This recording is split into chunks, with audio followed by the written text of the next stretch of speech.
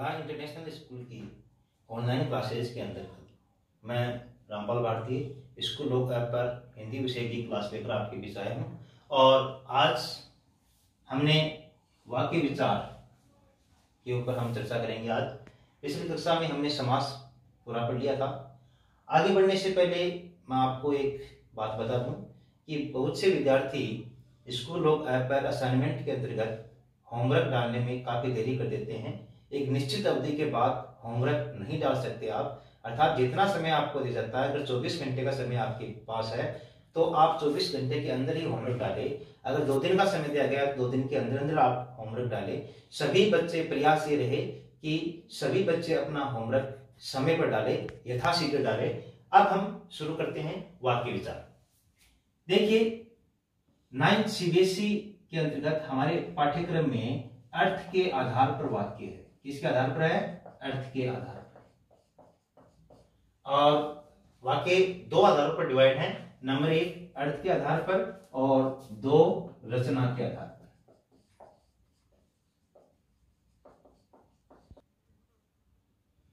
अब रचना के आधार पर वाक्य तो है कक्षा 10 में, CBSE की बात कर रहा हूं मैं, और अर्थ के आधार पर वाक्य है कक्षा 9 में।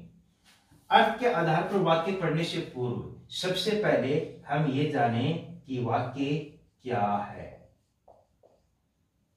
वाक्य किसे कहते हैं, ये बात हमें पता होनी चाहिए। अब मैं आपको 10 से 15 सेकंड का समय देता हूं कि वाक्य किसे कहते हैं। आप मन ही मन परिभाषा सोचो। वो परिभाषा मेरी परिभाषा से मैच खाती है, अर्थात मिलती जुलती है, तो ये समझेंगे कि आपको वाक्य की परिभाषा आती है, अन्यथा आपको नहीं आती है। तो आपने सोच लिया होगा कि क्लास 8 तक हमने वाक्य के बारे में ये पढ़ा है, हमारे अनुसार वाक्य की परिभाषा ये है। अब है वाक्य किसे कहते हैं। तो वाक्य की परिभाषा ये है कि शब्दों का व्यवस्थित समूह है, शब्दों का व्यवस्थित समूह है जिसका निश्चित अर्थ हो,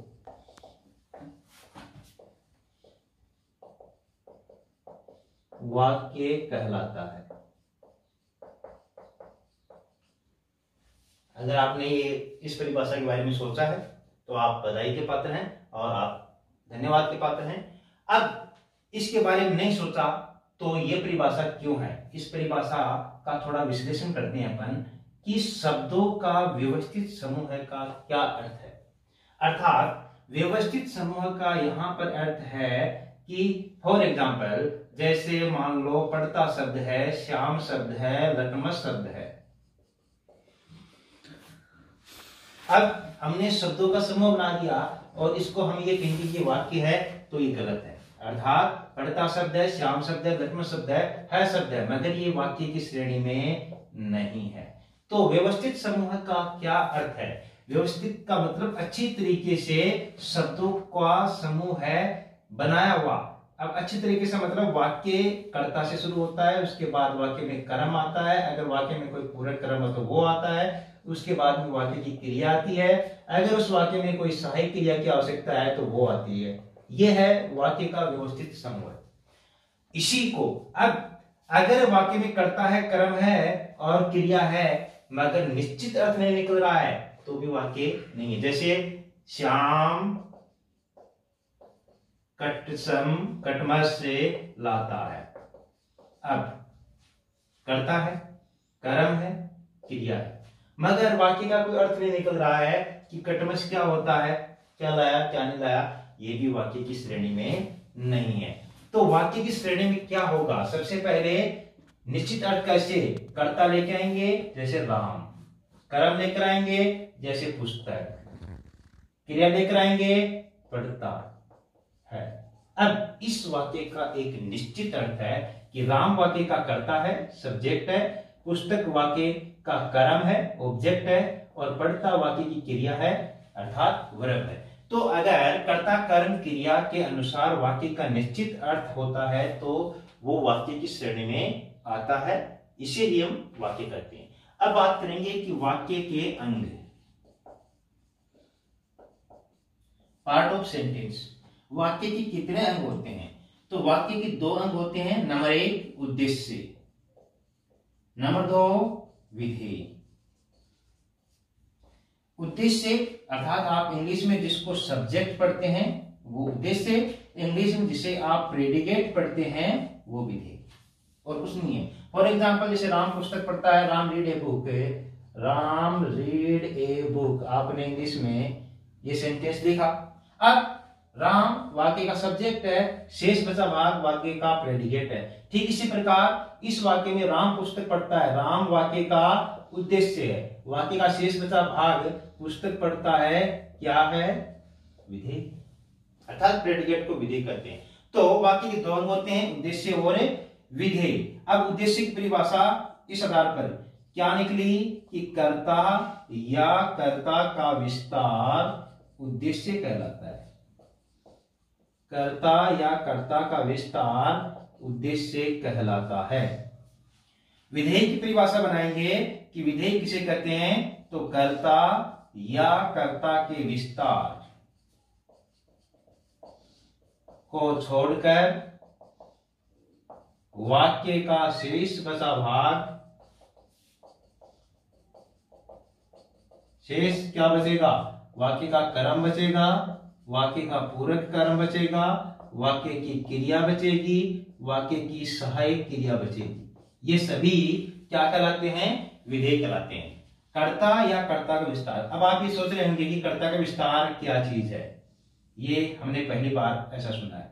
अब कर्ता का विस्तार का मतलब, फॉर एग्जांपल मैं एक उदाहरण इधर लिख रहा हूं, जगह खाली पड़ी है हमारे पास, इधर आइए, राम पढ़ता है। अब ये राम वाक्य का कर्ता है अर्थात उद्देश्य है, वाक्य का शेष बचा भाग क्रिया विधेय है।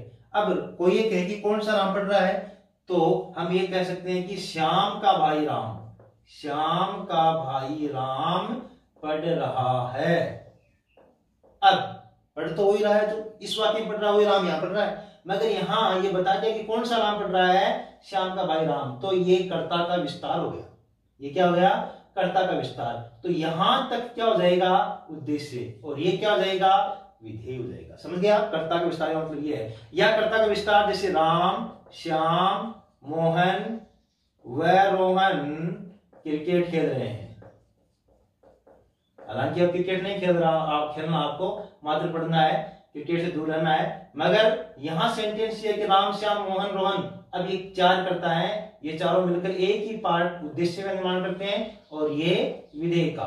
तो कर्ता या कर्ता का विस्तार उद्देश्य कहलाता है। और कर्ता या कर्ता के विस्तार को छोड़ दें, कर्ता को छोड़ दो, जो कुछ बच गया वो पूरा पूरा क्या है, विधेय। कर्ता को छोड़ने के बाद वाक्य में जो कुछ बचता है वो आपके पास क्या क्या बचेगा, या तो वाक्य का कर्म बचेगा, या वाक्य का पूरक कर्म बचेगा, या वाक्य की क्रिया बचेगी, या सहायक क्रिया बचेगी। फॉर एग्जाम्पल जैसे इस वाक्य में पढ़ है मुख्य क्रिया है और रहा हेल्पिंग वर्ब सहायक क्रिया है, तो दोनों किसके अंतर्गत जाएंगे, विधेय। इस वाक्य में क्रिकेट कर्म है, खेल क्रिया है, रहना सहायक क्रिया है, तो ये तीनों चीजें जो कर्ता या कर्ता के विस्तार को छोड़कर कुछ बचेगा वो विधेय कहलाएंगे। अब हम चर्चा करेंगे कि उद्देश्य और विधेय क्या दोनों वाक्य में होना जरूरी है। हाँ, उद्देश्य वाक्य में हो या न हो विधेय अवश्य होगा, कर्ता चाहे हो या न हो, मगर वाक्य में क्रिया जरूर होती है, बिना क्रिया के आज तक उस वाक्य नहीं बना है। अब उद्देश्य आपको कहीं पर भी मिल सकता है, ये कोई नहीं कि वाक्य की शुरुआत में मिले, वो कहीं पर भी आपको मिल सकता है। जैसे कोई ये कहे कि जैसे शाम होते ही गाय घर लौट आई।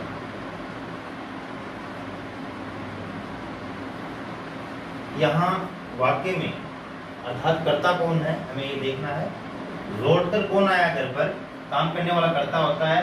तो यहाँ ये गाय वाक्य की कर्ता है, इस कारण ये पार्ट वाक्य का उद्देश्य है, और इस उद्देश्य के दोनों तरफ का भाग विधेय है, ये भी विधेय और ये भी विधेय। अर्थात हम ये समझे हैं कि मात्र कर्ता या कर्ता का विस्तार, कर्ता या कर्ता का विस्तार ही उद्देश्य होता है, और वाक्य का शेष बचा भाग वाक्य का शेष बचा भाग विधेय होता है। अर्थात ये पार्ट और ये पार्ट दोनों विधेय हैं, ये पार्ट वाक्य का उद्देश्य है। जैसे अब वाक्य में ये कोई जरूरी नहीं है कि उद्देश्य हो ही, जैसे घर लौट गए। अब इस वाक्य में ये नहीं पता कि घर कौन लौट गए, इसलिए पूरा का पूरा वाक्य क्या बन गया, विधेय बन गया। इस आधार पर हम कह सकते हैं कि वाक्य में कोई आवश्यक नहीं है कि उद्देश्य हो ही, मगर ये आवश्यक है कि वाक्य में विधेय होगा। क्यों आवश्यक है? क्योंकि विधेय में क्रिया शामिल होती है और क्रिया के बिना वाक्य नहीं बन सकता। ये हमारे लिए विशेष बात है। अब हम बात करेंगे अर्थ के आधार पर वाक्यों के भेद या अर्थ के आधार पर वाक्यों के प्रकार। सबसे पहले हम अर्थ के आधार पर वाक्यों के 8 भेद हैं, उनकी चर्चा करेंगे। नाम लिख रहा हूं मैं अर्थ के आधार पर वाक्य के 8 भेदों के। नंबर 1 विधानवाचक, इसको साधारण वाक्य भी कहते हैं। नंबर 2 निषेधवाचक। नंबर 3 प्रश्नवाचक। नंबर 4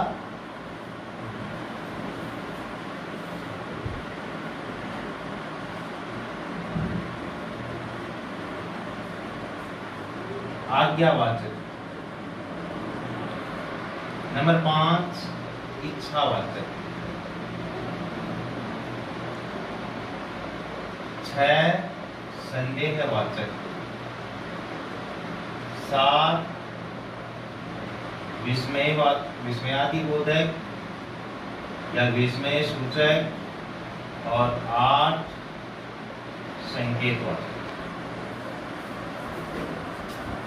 ये 8 भेद अर्थ के आधार पर वाक्य के होते हैं। अब इन 8 की चर्चा हम करेंगे। मैं एक ही वाक्य यहां लिख रहा हूं, विधानवाचक। देखिए ये कोई नए वाक्य नहीं है। इंग्लिश मीडियम के आप हैं तो जैसे आप सिंपल सेंटेंस पढ़ते हैं वो हिंदी का क्या है, विधानवाचक। आप नेगेटिव सेंटेंस पढ़ते हैं वो हिंदी का क्या है, निषेधवाचक। अलावा इसके आप इंट्रोगेटिव सेंटेंस पढ़ते हैं वो हिंदी का क्या है, प्रश्नवाचक। आप इंपेरेटिव सेंटेंस पढ़ते हैं वो हिंदी का क्या है, आज्ञावाचक। और आप एक्सक्लेमेटरी सेंटेंस पढ़ते हैं वो हिंदी का क्या है, विस्मयादिबोधक। अब इंग्लिश से हिंदी इतने तो आगे चलती है और इतना तो इसका विशाल शब्दकोश भी है और इतनी वैज्ञानिक लैंग्वेज भी है कि हम 3 कदम इंग्लिश से आगे हैं, जिसमें पहला कदम इच्छावाचक, दूसरा कदम संदेहवाचक और तीसरा कदम संकेतवाचक। तो आपको ये 3 वाक्य एक्स्ट्रा याद रखने हैं। इतने वाक्य तो आप याद रखते ही हैं। सिंपल विधानवाचक, नेगेटिव निषेधवाचक, इंट्रोगेटिव प्रश्नवाचक, इंपेरेटिव आज्ञावाचक, एक्सक्लेमेटरी विस्मयादिबोधक। अब ये 3 हमारे पास बचे हैं, इच्छावाचक, संदेहवाचक और संकेतवाचक। अब हम इनकी चर्चा करेंगे कि ये क्या होते हैं। देखिए सबसे पहले विधानवाचक वाक्य की हम चर्चा करेंगे। शॉर्ट ट्रिक के रूप में मैं आपको बताऊं, विधानवाचक मतलब विधि सूचक। विधि मतलब जिसको कोई टाल नहीं सकता, भगवान। जैसे कहते हैं कि विधि का लिहावा, अर्थात इसको कोई इग्नोर कर नहीं कर सकता, टाल नहीं सकता। ये जैसे मैं पढ़ता हूं, अभी विधि सूचक है। मैं जयपुर रहता हूं, अब रहता है जयपुर तो ये विधि सूचक हो गया, इसको कोई टाल नहीं सकता। तो ये सिंपल सेंटेंस विधानवाचक। अब निषेधवाचक, निषेधवाचक मतलब निषेध यानी मना करना, इनकार करना। नेगेटिव हो जाएगा, वाक्य में नहीं का बोध होगा। किसका बोध होगा, नहीं का। जैसे मैं नहीं पढ़ूंगा। अब यहां पर पढ़ने के लिए निषेध किया गया है, पढ़ने के लिए मना किया गया है। इसका कैसा सेंटेंस बन गया, निषेधवाचक, अर्थात मना करना। अब नंबर 3 प्रश्नवाचक, वाक्य में प्रश्न पूछने का जहां बोध हो वहां प्रश्नवाचक वाक्य होता है। जैसे इसी सेंटेंस को बनाएं, मैं क्या पढ़ूं, क्वेश्चन मार्क। मैं क्या पढ़ूं, मैं कब पढ़ूं, क्वेश्चन मार्क।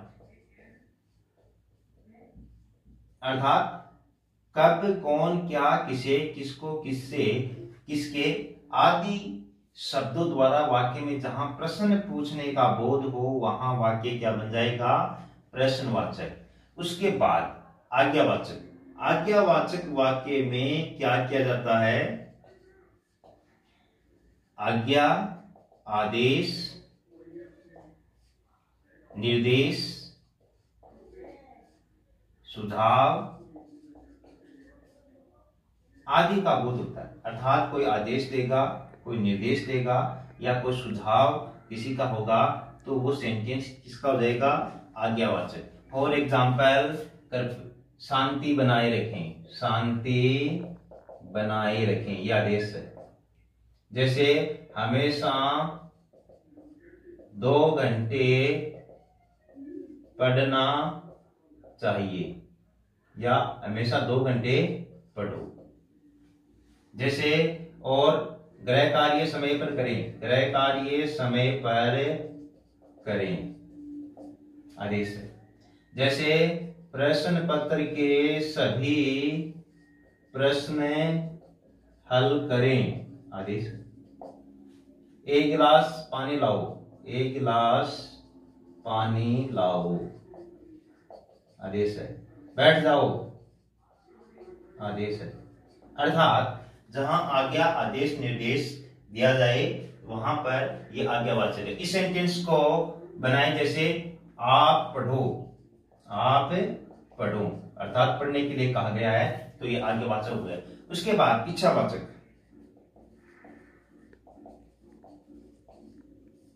इच्छावाचक वाक्य में किसी भी प्रकार की कोई शुभकामना की जाएगी, कोई इच्छा की जाएगी, कोई आशीर्वाद दिया जाएगा, कोई शाप दिया जाएगा।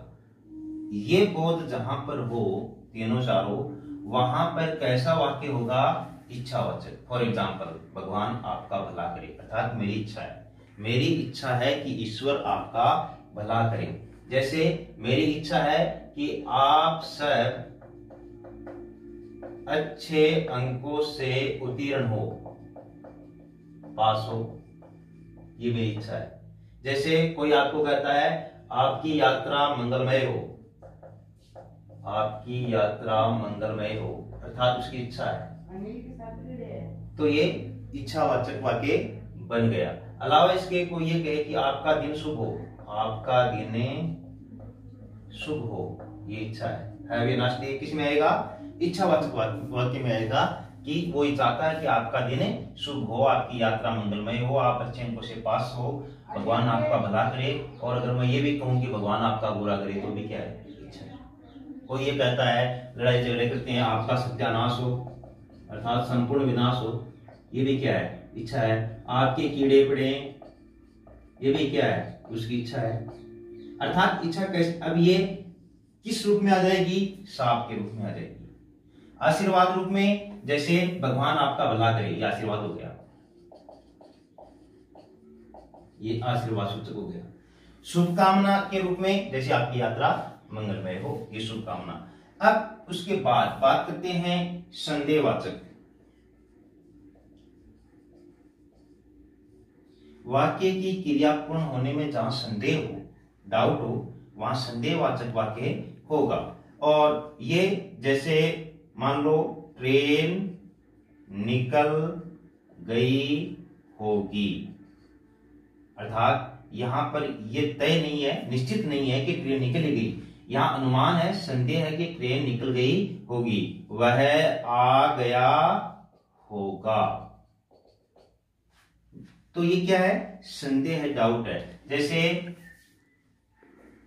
मान लो संदेहवाचक वाक्य का और देखें उदाहरण, बच्चे घर पहुंच गए होंगे, या बच्चों ने ऑनलाइन स्टडी कर ली होगी। होमवर्क या असाइनमेंट या गृह कार्य जमा करा दिया होगा। हालांकि आप नहीं कराते हैं, लेकिन हम तो उम्मीद यही करते हैं कि आपने जमा करा दिया होगा। जब देखते हैं तो 50%, 55% के आसपास जमा मिलता है। इसलिए ये संदेह न रहे कि गृह कार्य हम जमा कराने में विलंब करें। बहुत जल्द आप गृह कार्य जमा कराएं, हम उम्मीद करते हैं। अर्थात पूरी जीआईएस टीम आपके लिए घर बैठे ऑनलाइन स्टडी की सुविधा उपलब्ध करा रही है। और जो इस सुविधा का लाभ नहीं उठाते हैं, वो अपने आप में एक चिंतन विषय है, चिंतन का, कि वो क्या है और वे इस समय का सदुपयोग न करके इसका दुरुपयोग कर रहे हैं, तो उनका भविष्य किस ओर जाएगा। पुनः विचार करना कि हम सही कर रहे हैं या गलत कर रहे हैं। समय पर गृह कार्य जमा कराएं, समय पर असाइनमेंट तैयार करें, और कोई भी बात समझ में नहीं आए तो पर्सनली आप प्रश्न पूछ सकते हैं। हाँ, तो ये हम बात कर रहे थे संदेहवाचक वाक्य की। आ गया होगा, चला गया होगा, रुक गया होगा, निकल गया होगा, ऐसे सेंटेंस आए। अर्थात यहाँ पर कैसा भविष्य, संभाव्य भविष्य काल। संदेहवाचक वाक्य में कैसा होता है, संभाव्य भविष्य काल जहां आए वहां संदेहवाचक वाक्य की पूर्ति मानी जाती है। विस्मयादि बोधक वाक्य की बात करेंगे। विस्मय का ये चिन्ह होता है, एक्सक्लेमेटरी। ये वाक्य में जहां है वहां विस्मयादि बोधक वाक्य होता है। और वाक्य में जहां हर्ष, शोक, घृणा, ईर्ष्या, आश्चर्य आदि मनोभाव, ये व्यक्ति के क्या है, मन के भाव है, मन के विकार है, या मनोविकार या मनोभाव, आदि मनोभाव जहां प्रकट हो वहां पर विस्मयादि बोधक वाक्य होता है। हर्ष यानी खुशी, वाह है, क्या शॉट मारा है। शोक यानी दुख, हाय उसकी बकरी मर गई। घृणा, किसी से हिट करना, जैसे छी कितनी गंदगी है। आश्चर्य, अरे वह चला गया। ऐसे सेंटेंस जहां आए, ये बोध जहां हो वहां पर विस्मयादि बोधक वाक्य होता है। अंत है संकेतवाचक वाक्य। तो संकेतवाचक वाक्य में क्या आ रहा है, त आ रहा है। त आ रहा है तो इस वाक्य में के बीच में तो आएगा। जैसे वर्षा होती तो फसल अच्छी होती। परिभाषा क्या बन जाएगी कि जहां एक क्रिया का पूर्ण होने में दूसरी क्रिया की शर्त हो, वहां पर संकेतवाचक वाक्य, अर्थात फसल अच्छी होने की शर्त क्या है, वर्षा का अच्छा होना। जैसे तेज दौड़ते तो बस पकड़ लेते। संकेतवाचक, बस पकड़ने की शर्त क्या थी, तेज दौड़ना। दोनों वाक्य जुड़े किससे हैं, तो से। तो वाक्य के बीच में क्या आएगा, तो आएगा। और संकेतवाचक में भी क्या आ रहा है, त आ रहा है। ये शॉर्ट ट्रिक है। संकेतवाचक वाक्य में क्या आएगा, तो आएगा। तो एक क्रिया का पूर्ण होना दूसरी क्रिया पर डिपेंड करे, निर्भर करे, वहां पर संकेतवाचक वाक्य होता है। अब एग्जाम में आपके दो प्रकार के प्रश्न आएंगे। 4 नंबर का आएगा एग्जाम में, दो प्रकार के प्रश्न आएंगे। एक तो वाक्य दिया हुआ आएगा कि ये अर्थ के आधार पर किस प्रकार का वाक्य है। फॉर एग्जाम्पल, वाक्य दिया हुआ आ गया कि मैं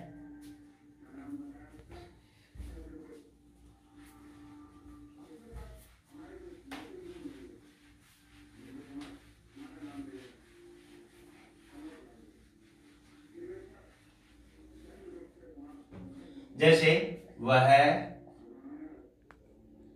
पुस्तक पढ़ रहा है, ये वाक्य आ गया। इसके आगे लिखा होगा कि अर्थ के आधार पर वाक्य का भेद लिखिए। अब आपको लिखना पड़ेगा कि ये विधानवाचक वाक्य है। अब एक यही आ जाएगा कि वह पुस्तक पढ़ रहा है, और ब्रैकेट में लिखा होगा इस वाक्य को आप निषेधवाचक वाक्य में बदलो। तो क्या बदलेंगे कि वह पुस्तक नहीं पढ़ रहा है, या ये कहेगा कि प्रश्न वाक्य में बदलो, तो आप चेंज करेंगे कि वह पुस्तक में क्या पढ़ रहा है, या वह क्या पढ़ रहा है, ये इस परिवर्तित हो गया। एक 2 नंबर का आएगा परिवर्तित करना, 2 नंबर का आएगा कि अर्थ के आधार पर वाक्य की पहचान करना कि वो किस प्रकार का वाक्य है। अब इसी वाक्य को हम चेंज करते जाएंगे। इस वाक्य को हम आज्ञावाचक में चेंज करेंगे। तो आज्ञावाचक में उसे पुस्तक पढ़नी है, या क्या हुई। इच्छावाचक में चेंज करेंगे कि उसे वह अच्छी तरह पुस्तक पढ़े, ये उसकी इच्छा है। संदेहवाचक में वह पुस्तक पढ़ रहा होगा, ये संदेहवाचक हो गया। विस्मयादिवाचक वाक्य वह पुस्तक पढ़ रहा है, ये चिन्ह वाक्य में ये चिन्ह आते ही ये वाक्य क्या बन गया, विस्मयादिबोधक। कभी कभार आप जब समाचार देखते हैं, आपके पास समाचार आते हैं, और आज जैसे मेरे पास समाचार आ गया, ब्रेकिंग न्यूज, राजस्थान में लॉकडाउन 31 मई तक बढ़ा, टेलीविजन की स्क्रीन पर आपके पास समाचार है, उसके आगे लिखा हुआ था ये। और जो लोग इस चिन्ह की महत्ता नहीं समझते वो इसको फॉरवर्ड करने लग जाते हैं कि अरे देखो राजस्थान में 31 मई तक लॉकडाउन बढ़ गया। जबकि ये क्या है, टेलीविजन वाला क्या कह रहा है, मैं श्योर नहीं हूं, ये चिन्ह क्या कह रहा है कि वो पूछ रहा है कि राजस्थान में लॉकडाउन 31 मई तक बढ़ा, अर्थात उसे स्वयं क्या है, थोड़ी आश्चर्य की अनुभूति हो रही है, इसलिए ये लॉकडाउन बढ़ा नहीं है। अगर इसके आगे पूर्ण विराम होता तो बढ़ गया। अर्थात नरेंद्र मोदी भ्रष्टाचारी हैं, और आगे ये चिन्ह है, मतलब कोई जरूरी नहीं है कि है, एक आरोप सा है, अर्थात उसको कहीं से कोई सूचना मिली है, वो तो आपसे पूछ रहा है, उसे तो क्या हो रहा है, अचंभा हो रहा है, इसलिए डिपेंड कर, इसी कारण इसका नाम क्या है, अर्थ के आधार पर। यानी सेंटेंस का मीनिंग क्या निकल रहा है, यहाँ सेंटेंस का मीनिंग ये नहीं कि भ्रष्टाचारी है, यहाँ मीनिंग ये नहीं कि लॉकडाउन बढ़ गया है, यहाँ ये चिन्ह बता रहा है। जैसे मैं 3 सेंटेंस यहाँ लिखता हूं, वह मुंबई गया, अगर पूर्ण विराम है विधि सूचक वाक्य, और अगर इसके आगे क्वेश्चन मार्क हो तो ये वाक्य बदल गया, प्रश्नवाचक वाक्य हो गया। अब क्या कैसे बोला जाएगा, वह मुंबई गया, प्रश्न पूछ रहा है, अब इसके आगे ये लगा दिया, वाक्य चेंज हो गया, वह मुंबई गया, अर्थात आश्चर्य हो रहा है, मतलब क्यों कह रहा है, मतलब वो आदमी मुंबई नहीं जा सकता, उसे कुछ नहीं पता मुंबई के बारे में, जयपुर के बारे में नहीं पता, बस के बारे में नहीं पता, ट्रेन के बारे में नहीं पता, ये आश्चर्य हो रहा है कि वो आदमी मुंबई कैसे गया, इसलिए इनका नाम अर्थ के आधार पर वाक्य है। तो ये डिपेंड करता है कि चिन्ह आगे कौन सा है, अगर पूर्ण विराम है तो वास्तव में लॉकडाउन बढ़ गया है, और अगर खबर के आगे ध्यान से पढ़ना है उस खबर को, जो खबर आपके पास अभी आई है, लॉकडाउन 31 मई तक बढ़ा, उसके आगे ये चिन्ह आपको मिलेगा, मतलब बढ़ा नहीं है, ये एक एक्सक्लेमेटरी के रूप में उसने, विस्मय के रूप में उसने इस सेंटेंस को लिखा है, इसलिए इस प्रकार से भी वाक्य चेंज रहेंगे। फॉर एग्जाम्पल आपके प्रश्न आ गया कि वह मुंबई गया, इस वाक्य को आप प्रश्नवाचक बदलो, तो आपको करना कुछ नहीं है, सेंटेंस यू का यू लिख दो और आगे लगा, प्रश्न बन गया, इसका अर्थ बन गया कि वह मुंबई गया। उसके बाद में संदेहवाचक, जैसे संदेहवाचक में से बदलेंगे, वह पुस्तक पढ़ रहा होगा, विस्मयादिबोधक हमने चेंज कर लिया, अलावा इसके संकेतवाचक, वह पुस्तक पढ़ेगा तो पास होगा, तो आ गया बीच में। इस प्रकार से वाक्य चेंज करने आएंगे, और इस प्रकार से वाक्य आपको बताने पड़ेंगे कि ये किस प्रकार का है। एक बात पुनः मैं 1 मिनट के अंदर समझा रहा हूं, जब कुछ भी चेंज नहीं हो सकता, विधानवाचक साधारण वाक्य, वह जयपुर रहता तो रहता है, और वह जयपुर नहीं गया, अब नहीं गया, मना किया गया है, मैं जयपुर नहीं जाऊंगा, मना किया गया है। निषेधवाचक हो गया, प्रश्नवाचक, वह कहाँ रहता है, उसने क्या पढ़ा, वह कब गया, उसने क्या खाया, और वह किसके पास बैठा है, ऐसे क्या आएंगे, प्रश्न पूछ जाएंगे। आज्ञावाचक, आदेश दिया जाएगा, निर्देश दिया जाएगा। इच्छावाचक, शुभकामना का बोध होगा, अलावा इसके आशीर्वाद का बोध होगा, अलावा इसके साथ दिया जाएगा। संदेहवाचक में कार्य की पूर्णता में संदेह होगा कि क्रिया पूर्ण हुई है या नहीं हुई है, तो इसमें ऐसे बढ़ाएंगे, होगा, होगी, होगे, संभवतः है, और कौन सा बन जाएगा, संभवतः, जैसे संभवतः वह आ गया, मतलब कुछ जरूरी नहीं कि आ गया, या वर्ड मिलेगा शायद, शायद वह आ गया, या वर्ड मिलेगा हो सकता है आज बारिश हो। ऐसे वर्ड मिलेंगे तो वो कैसा वाक्य है? संदेहवाचक। विस्मयादि बोधक वाक्य में हर्ष, शोक, घृणा, आश्चर्य आदि मनोभाव प्रकट होंगे, और संकेतवाचक में वाक्य में एक क्रिया का पूर्ण होना दूसरी क्रिया पर डिपेंड करेगा। उम्मीद करता हूं कि आप अच्छी तरीके से अर्थ के आधार पर वाक्यों को समझ गए होंगे। अब समझ गए तो आप मुझे एक वाक्य बताओ कि ये कैसा वाक्य है? आप तो क्या पास होगे, ये वाक्य है। आप तो क्या पास होगे, अर्थ के आधार पर कैसा वाक्य है? अब आप सोच रहे होंगे कि ये प्रश्नवाचक वाक्य है। नहीं, ये बिल्कुल भी प्रश्नवाचक वाक्य नहीं है। ये वाक्य कैसा है? निषेधवाचक है। इसका अर्थ क्या निकल रहा है? नहीं का अर्थ निकल रहा है, अर्थात आप पास नहीं हो सकते। इसलिए वाक्य का मीनिंग क्या निकल रहा है, ये बात इंपॉर्टेंट है। अर्थ के आधार पर वाक्य में और मीनिंग के अनुसार आपको उसका लिखना है। अर्थात यह क्या कर रहा है? आप तो क्या पास होगे, मतलब आप पास हो नहीं सकते, इस कारण ये बात कही गई है। तो वाक्य में क्या अर्थ निकल रहा है उस आधार, जैसे रमेश आज नहीं आया, ये निषेधवाचक वाक्य नहीं है। क्यों नहीं है? जैसे आपकी क्लास में कोई आया कि रमेश को कोई बाहर बुला रहा है, आप अंदर से कहेंगे रमेश आज नहीं आया, आप मना कर रहे हैं क्या? आप जो स्थिति है वही बता रहे हैं, आप विधि वाली बात बता रहे हैं कि रियलिटी यही है। तो रमेश आज नहीं आया, ये कैसा वाक्य है? विधानवाचक। अब ये वाक्य निषेधवाचक कब होगा? जैसे रमेश नहीं पढ़ेगा। अब रमेश के बारे में मना किया गया कि वो नहीं पढ़ेगा, या मैं नहीं जाऊंगा। अब मैं मना कर रहा हूं कि मैं नहीं जाऊंगा। जब इनकार किया जाएगा, मना किया जाएगा, तब वो निषेधवाचक होगा, अदरवाइज नहीं होगा। तो अर्थ के आधार पर वाक्य की आपको प्रैक्टिस करनी है पूरी। किसी प्रकार कोई प्रश्न हो तो आप मेरे पास प्रश्न नहीं भेजे, फोन पर पूछे, आपका स्वागत है। और विद इन 24 आवर्स असाइनमेंट मिलने के 24 घंटे के अंदर अंदर आपको असाइनमेंट कंप्लीट करने हैं। इस बार एक भी बच्चा नहीं छूटना चाहिए जिसका गृह कार्य लेट हो रहा है या मुझे फोन करना पड़े।